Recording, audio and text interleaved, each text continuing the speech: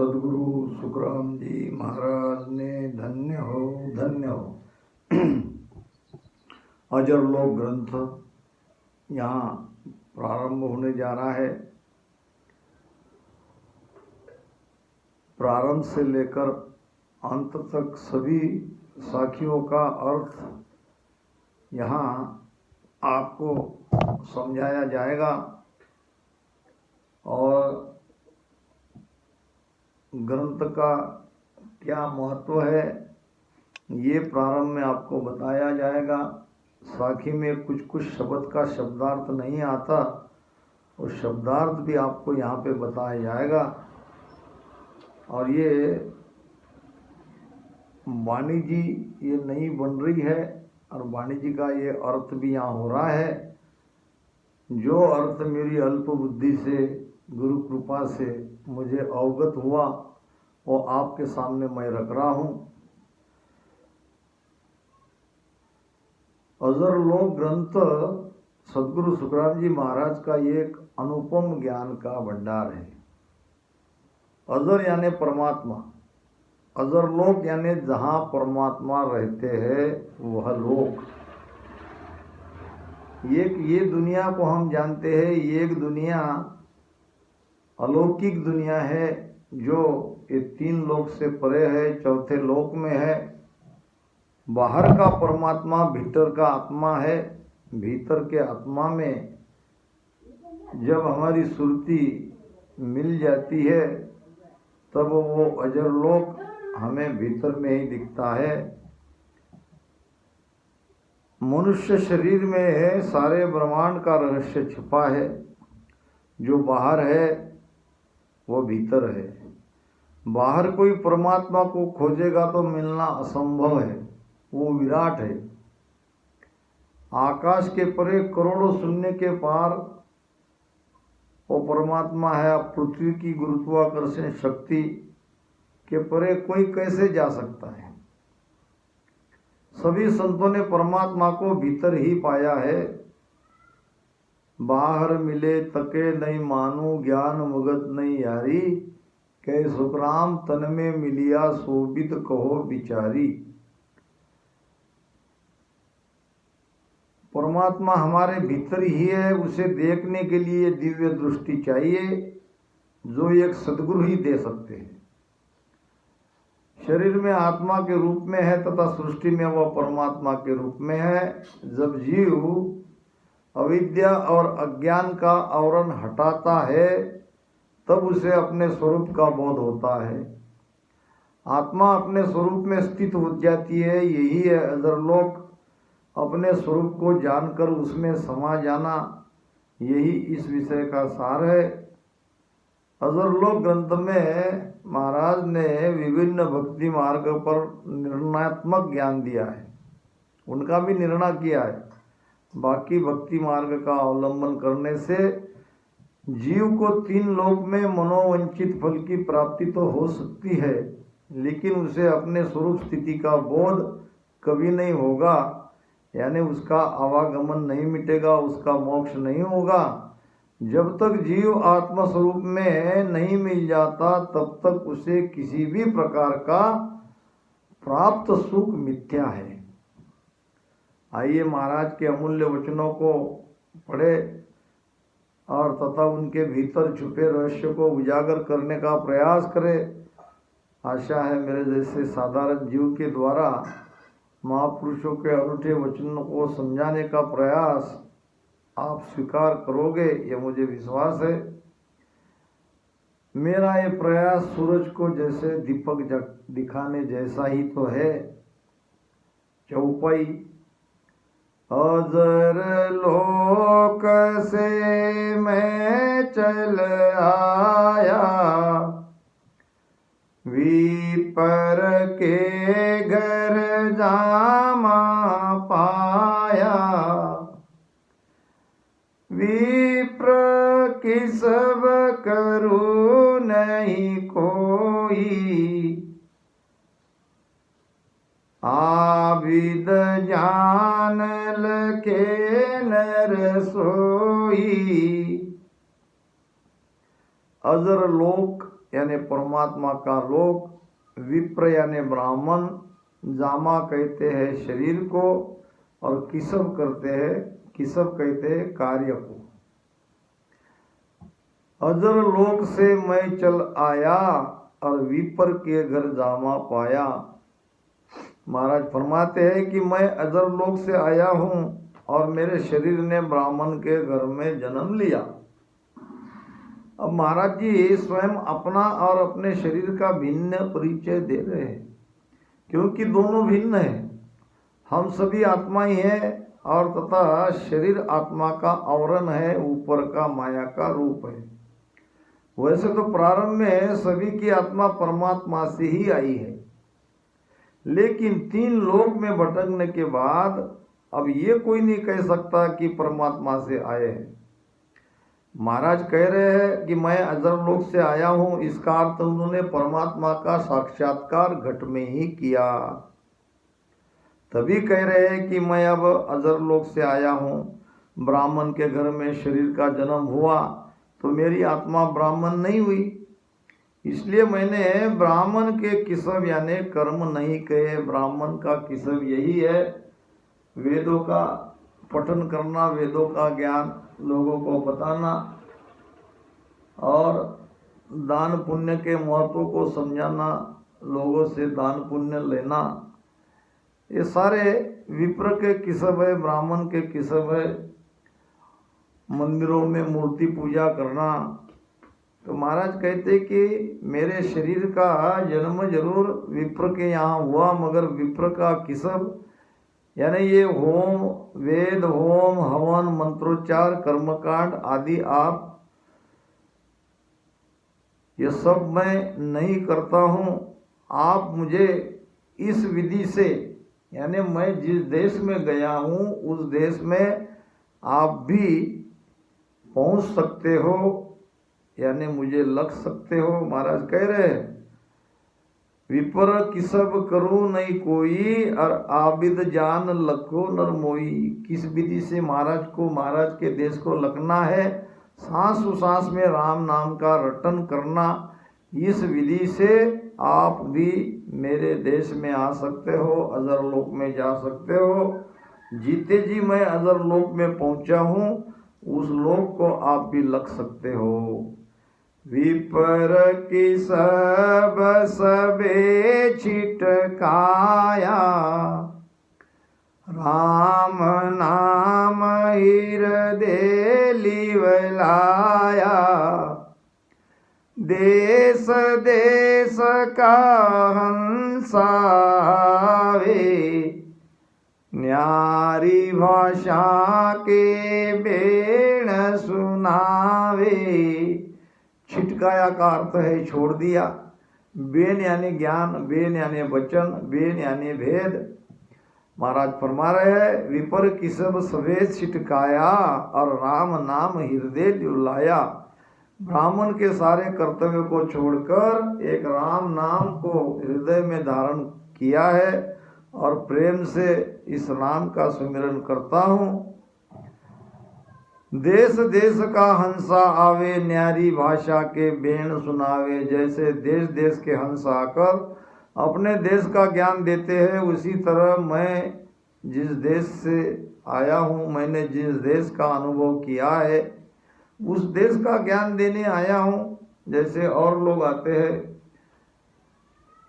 उसी प्रकार मैं भी आया हूँ। सबका ज्ञान और उसका भेद अलग अलग है। देश देश का अर्थ यही है कि हंस इस मृत्यु लोक में कोई स्वर्ग से आया तो कोई वैकुंठ से आया, तो कोई ब्रह्म से आया, तो कोई शिव ब्रह्म से आया, कोई बिरला पार ब्रह्म से भी यहाँ आया है। और जो जहाँ जहाँ से आए हैं वहाँ तक पहुँचने का ज्ञान देते हैं। यही है देश देश का हंसा आवे और न्यारी भाषा के बेण सुनावे। सब देश की भाषा न्यारी है, सब देश का भेद न्यारा है। जो जहाँ से आया उसी देश में वापस कैसे जाए इसका ज्ञान देगा, उसका भेद बताएगा। उसी तरह मैं अजर लोक से आया हूं तो उसी का भेद दे रहा हूं। विपर की सब वेद ये चारी, तीन में बंदिया जुग संसारी। पिंडत भूला और भुलाया, दिशा भूल के बालक आया। किसव नाम कर्तव्य दिशा भूल यानी भ्रमित होना। महाराज फरमा रहे हैं विपर किसब वेद ये चारी, और तीन में बंदिया जुग संसारी। ऋग्वेद, यजुर्वेद, सामवेद, अथर्ववेद ये चार वेद है और ब्राह्मणों का काम इन चार वेदों के ज्ञान देना है। वेद संसार के सबसे पहले ग्रंथ है। चारों वेद संस्कृत भाषा में रहने से सभी समझ नहीं पाते। केवल ज्ञानी पंडित ही वेदों का पठन करते हैं। इस वेदों के ज्ञान में सारा संसार बंधा हुआ है, क्योंकि जन्म से लेकर मृत्यु तक सारे कर्मकांड की विधियां वेदों में बताई है। जन्म से मृत्यु तक की आवश्यक सभी विधि ये वेदों में है। जीव को जो जो सुख चाहिए उसकी प्राप्ति के सभी उपाय वेदों में मंत्र रूप में दिए हैं। और वेद में जीव का मोक्ष प्राप्ति का कोई भेद नहीं बताया। नाम भेद वेदा में नाई, सो तो कहो कहो तुम आई। महाराज कहते कि नाम का भेद वेद में नहीं है और तो सब वेद में है। पिंडत भूला और भुलाया, दिशा भूल के बालक आया। तो ये पंडित स्वयं भूले हुए हैं और दूसरों को भी भुलाते हैं, संसार को भी भुलाया। संसार को भी मोक्ष मुक्ति का मार्ग वेदों के ज्ञान द्वारा ही बताते हैं, जबकि उसमें वो बात है ही नहीं। पंडित उस छोटे बालक के समान ही है जो दिशा भूल जाने के कारण भ्रमे हुए है। अब जो कोई स्वयं ही भरमा हुआ है, भूला हुआ है, तो वो दूसरे को कैसा सच्चा मार्ग बताए? नहीं बता सकते। चार वेद ये तीर गुणी माया,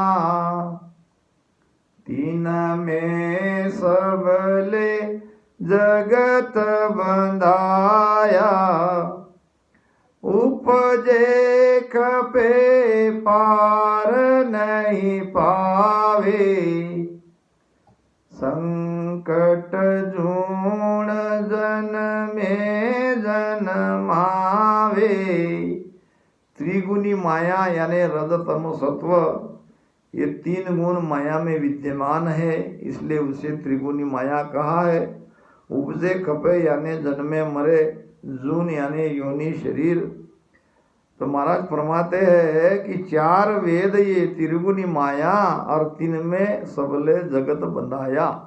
चारों वेद में त्रिगुणी माया की प्राप्ति का ही ज्ञान है और सबको माया का सुख चाहिए। गीता भी इसका साक्ष्य दे रही है। त्रिगुण विषया वेदा, सारा संसार वेद के मत में बंधा हुआ है। चारों वेदों में मोक्ष प्राप्ति का ज्ञान न होने से इस मत को धारण कर जीव कितनी बार जन्मा और कितनी बार मरा, इसका कोई वार पार नहीं। उपजे खपे पार नहीं पावे, और संकट जुण जन्मे जन्मावे। अब 84 लाख योनि में जितने भी शरीर धारण किए हैं, सब में उसको दुख मिला। जन्मते भी दुख, मृत्यु के समय में भी दुख। तो इस प्रकार वेदों के ज्ञान को धारण कर ये जीव बार बार जन्म रहा है, मर रहा है। तीन लोक का फेरा होई, गाणी बैल फिरे जूं सोई।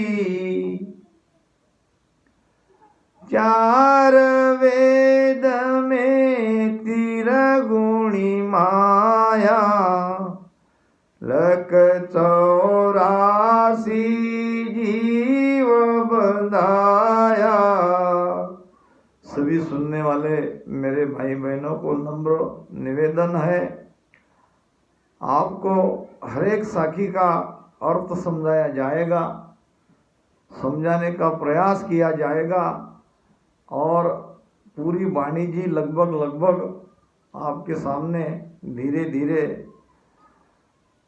वो ज्ञान आने ही वाला है। तो आप चैनल से जुड़े रहो, चैनल को सब्सक्राइब करो और हर एक भाग को देखो, क्योंकि विषय बहुत बड़े बड़े रहते हैं तो उसमें लिखा रहेगा भाग 1, भाग 2, भाग 3। तो इस प्रकार प्रारंभ से लेकर अंत तक विषयों की पूरी साखी का ज्ञान समझाया जाएगा। आपको इधर उधर भटकाने का प्रयास नहीं किया जाएगा, न भी उसमें कोई दृष्टांत की आवश्यकता मैंने समझी है। तो सीधे सीधे एक प्रकार से हमको पहले महाराज के वाणी को समझना है, वो क्या कहना चाह रहे हैं। 3 लोक का फेरा हुई, घाणी बैल फिरे जो सोई। जैसे तेल घानी से जोता हुआ बैल गोल घेरे में घूमता रहता है, उसी प्रकार जीव भी कर्म के कारण 3 लोक में घूम रहा है। ये 3 लोक का घानी का फेरा है, जो जीव रूपी बैल एक घानी के गोल घेरे में घूम रहा है। इसका कारण है वेदों का ज्ञान, ये सत्य ज्ञान न मिलना। 4 वेद में त्रिगुणी माया और 184 जीव बदाया। वेद में माया के सुख के प्राप्ति का ज्ञान ही है, ये त्रिगुणी माया है, रजतम सत्व 3 गुण से भरी है और मोक्ष का ज्ञान नहीं है। वेदों के मत को धारण करने के कारण जीव 3 लोक में घानी के बैल की तरह घूम रहा है, इस लोक से उस लोक में, इस योनि से उस लोक में, उस योनि में, क्योंकि 3 लोक में त्रिगुणी माया का ही राज है जिसमें जीव बंधा हुआ है।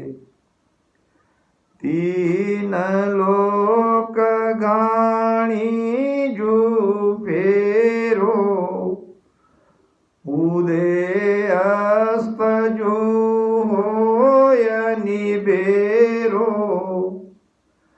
सब दिन छाड़ पेंड नहीं जावे, जाजू ते जाही छिटकावे। 3 लोक घाणी जू फेरो, उदय अस्त जू होय निबेरो। निबेरो यानी निपटारो, यानी वहीं पहुंचना, जहां से गया वहीं वापस आया। पेंड यानी कदम, छिटकावे यानी छोड़ दिया, छूट गया। महाराज फरमा रहे हैं 3 लोक घाणी जू फेरो, उदय अंत जू होय निबेरो। जीव के लिए स्वर्ग मृत्यु पाताल ये 3 लोक तेल घानी में बैल के फेरे के समान ही है। बैल जैसे घानी के फेरे में गोल गोल घूमता है, उसी प्रकार जीव 3 लोक में कर्म के कारण घूम रहा है। सुबह से शाम तक वो बैल चलता है और उसी जगह वापस आके छूट जाता है जहाँ उसे जोता जाता है। जीव भी कर्मों के कारण 3 लोक में भटकते रहता है, कहीं भी नहीं जाता। जैसे तेल की घानी के बैल को लगता है कि सुबह शाम चल रहा हूँ, बहुत दूर पहुँच गया हूँ, किंतु ये उसका भ्रम है। उसी प्रकार वेद की करनिया से भी लगता है कि जैसे वेद में बताया सब किया, मोक्ष प्राप्ति तो अवश्य होगी, लेकिन यह अज्ञानता है। वेद के ज्ञान को धारण करने से 3 लोक यानी हद के बाहर नहीं जा सकते। सब दिन छाड़ पेंड नहीं जावे, और जा जूते जाही छिटकावे। बाहिर क्रिया बहुविध करहे, जा उपजे त्याही फिर खपहे। 3 लोक में तिरगुण माया, ब्रह्म धाम चवते पद भाया। बाहर की क्रिया यानी बाहर के उपाय कर्मकांड महाराज फरमा रहे हैं, जीव कुछ न कुछ तो कर रहा है, भक्ति तो कर रहा है, उपाय तो कर रहा है बंधन से मुक्त होने के लिए, मगर ये सारे उपाय बाहर के हैं, भीतर के उपाय नहीं कर रहा है। बाहिर क्रिया बोविद करहे जाओ उपजे त्याही फिर खपे। इस बाहिर की क्रिया से जहां से पैदा हुआ वहीं जाके मर रहा है, और मरने के बाद भी वापस वहीं आ रहा है। जीव मोक्ष प्राप्ति के लिए बाहर की सभी क्रियाएं, बाहर के कर्मकांड कितना भी कर ले, 3 लोक से परे चौथे लोक में नहीं जा सकता। जहां पैदा हुआ वहीं फिर वापस आएगा। 3 लोक में तिरगुण माया, ब्रह्म धाम चवते पद भाया। इन 3 लोक में त्रिगुणी माया का राज है और ब्रह्म चौथे लोक में है। 3 लोक में ब्रह्म नहीं है, 3 लोक में माया ही माया है। 3 लोक की भक्ति से माया का सुख मिलेगा। माया की भक्ति करने से चौथे लोक में कोई कैसे जा सकता है? चौथे लोक में जाने के लिए ब्रह्म भक्ति करनी पड़ेगी। तिरगुण मायले नहीं आवे, ब्रह्म धाम कैसी विद जावे। पूरब जाय पिछम को जोवे, दोय गेल बेला क्यों होवे। लेस कहते हैं जरा सा को और भेड़ा कहते हैं मिलना को। अब महाराज फरमाते हैं त्रिगुण माय लेस नहीं आवे और ब्रह्म धाम कैसे विद जावे। त्रिगुणी माया की भक्ति के ज्ञान से ब्रह्म प्राप्ति का ज्ञान लेस मात्र भी नहीं मिलता। बाहर की क्रियाओं से ब्रह्म ज्ञान नहीं होता। ब्रह्म में लेस मात्र ही माया नहीं है। माया जहाँ राम सुन नाही, राम जहाँ नहीं माया। जैसे कोई पीछम दिशा में जाना चाहता है मगर जा रहा है पूरब। अब पूरब में जाने वाला पीछम में कैसे जाएगा? उसकी इच्छा तो पीछम में जाने की है, मगर पीछम में नहीं जा रहा है, पूरब में जा रहा है तो नहीं पहुंचेगा।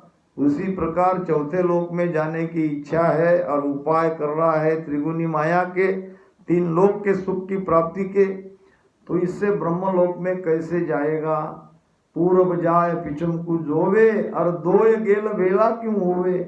दोनों दिशा के 2 भिन्न मार्ग है। माया और ब्रह्म ये 2 दिशा है, 2 रास्ते हैं, और ब्रह्म के भेद से ही ब्रह्म में मिलेंगे, माया के भेद से ब्रह्म में नहीं मिलेंगे, क्योंकि दोनों भिन्न रास्ते एक कैसे हो सकते हैं। धर्म पून जिग कर है भारी, जन्म धरे भुगते संसारी। लोह कंचन की बेड़ी कुआवे, दोनों माय संकट वो पावे। बेड़ी कहते हैं साकल को, बंधन को। वो बेड़ी लगा के कैदी को ले जाते हैं। तो महाराज कह रहे हैं कि धर्म पुण्य जिग कर है भारी। कोई धर्म करता है, कोई पुण्य करता है, कोई यज्ञ करता है। अब इसका होगा फल, शुभ फल, शुभ कर्म का फल शुभ। अब ये शुभ कर्म भुगतने के लिए जन्म धरे भुगते संसारी, जन्म लेना पड़ेगा। तो मतलब धर्म पुण्य से, यज्ञ करने से मोक्ष प्राप्ति नहीं होगी। वो तो फल भुगतने के लिए वापस संसार में आना पड़ेगा। लोह कंचन की बेड़ी कुआवे और दोनों माय संकट बहुत दुख पावे। दोनों माय संकट बो पावे। तो धर्म पुण्य बहुत भारी करता है तो उसका फल स्वर्ग में जाके भुगतना पड़ता है। पुण्य फुटते ही 84 में जाना पड़ता है। पुण्य करने से भी संसार में आना ही पड़ेगा। जीव पाप करे या पुण्य करे, दोनों को संसार में आकर ही भुगतना पड़ता है। ये दोनों बेड़ियां है, दोनों जीव के लिए बंधन है। हाँ, ये कह सकते हैं कि पुण्य को हम सोने की बेड़ी कहे और पाप को लोहे की बेड़ी कहे, मगर ऊपर की बेड़ी से क्या फर्क पड़ता है? दोनों तो बेड़ियां है, दोनों तो बंधन है, दोनों तो दुखदाई है। सुख और दुख इसमें लगा ही रहता है। पुण्य करने से भी पुण्य भोगने के लिए जन्म लेना पड़ेगा, पाप करने से भी पाप भुगतने के लिए संसार में आना पड़ेगा। इसलिए बंधन से मुक्त ये जीव नहीं होगा। ये बंधन रूपी बेड़ी से मुक्त एक ही तरह से हो सकता है, वो है सदगुरु का शरणा और प्रेम से भजन करना। तो महाराज कह रहे हैं कि धर्म पुण्य करो या पाप करो, दोनों भोगने के लिए संसार में आना पड़ेगा। जन्म मरण नहीं छूटता। शुभ ही कर्म अशुभ ही क्वावे, इन दोनों बीच जगत बंधावे। देता दुख लेवता सोई, भुगत्या बिना न छूटे कोई। बंधावे नाम बंधा हुआ, शुभ ही कर्म अशुभ ही क्वावे, इन दोनों बीच जगत बंधावे। संसार शुभ और अशुभ ये दो प्रकार के कर्म में बंधा हुआ है। जगत इन दोनों कर्मों में इसलिए बंधा है कि किए हुए कर्म को भोगना पड़ता है, भोगने के लिए जन्म लेना पड़ता है। जीव कर्म का बदला लेने और देने के लिए ही तो जन्म लेता है। कोई यहाँ कर्म का बदला चुका रहे हैं और कोई कर्म अपने ऊपर ले रहे हैं, यानी ये आगे इसको भोगना पड़ेगा। तो देने के लिए या कोई लेने के लिए यहाँ आए हैं, कर्म का बदला चुकाने के लिए आए हैं। इन कर्मों के कारण जन्म मृत्यु का दुख जीव को भोगना पड़ रहा है, क्योंकि कर्म तो भोगे बिना नहीं छूटते। देता दुख लेवता सोई, और भुगत्या बिना न छूटे कोई। कर्म का बदला ही ऐसा है, देने लेने के लिए। जैसे बाजार में कोई बेचने आता है तो कोई लेने आता है, इसी प्रकार संसार रूपी ये बाजार में कोई कर्म का बदला चुकाने के लिए आते हैं, कोई सेवा करने के लिए आते हैं या कोई सेवा लेने के लिए आते हैं।